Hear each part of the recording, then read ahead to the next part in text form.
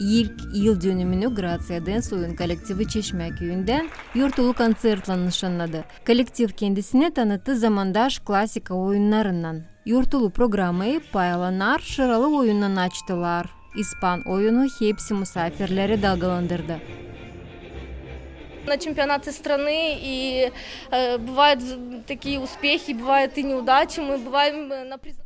Kolektivle devlet çempionatlarında pay aldık. Vardı birinci yerlerimiz, oldu öyle almadık yerleri ama uşaklar anlarlar lazım ta çok işlemek ki başarılı olma. Oyuncularda koreografiya isla olur ama artistizmi da lazım çalıştıralım. Чаю недоработку, это вот именно над их артистизмом, мне надо работать над улыбками, надо работать над актерским каким-то мастерством. Çeşmeköy'ünde Gracia Dance oyun kolektifi 2016 yılda kuruldu.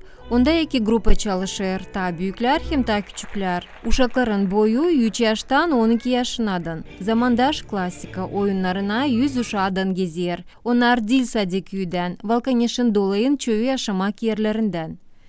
5 yıl gideyim danslara. Ben de 5 yıl gideyim. Benim oynama.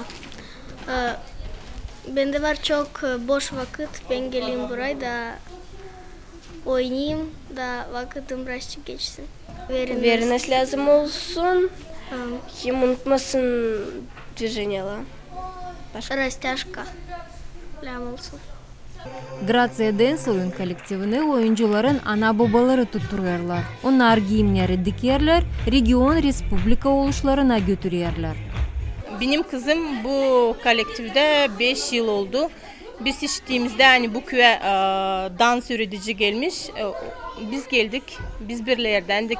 Ben sadece buna sordum, Kristina sen oynamayı isteyesin mi? O bana dedi, tamam ama ben isteyeyim.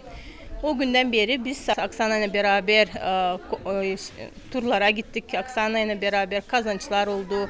Kaybettik, nerede kazançlar olduk. Sevindik beraber, ağladık beraber.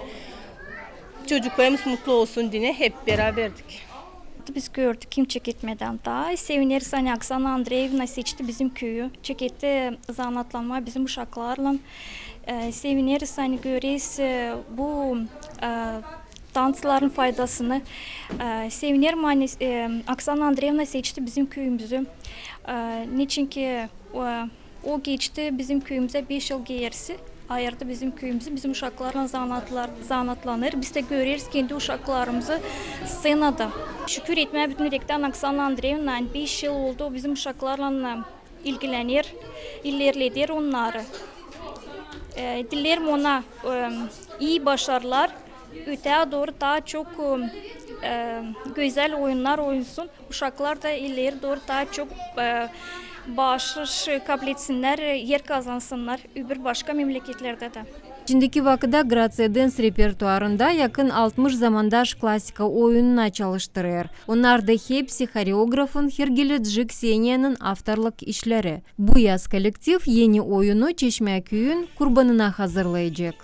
Svetlana Dimitroglu, Leonid Arfanos, Artyom Topal, GRT Haberler.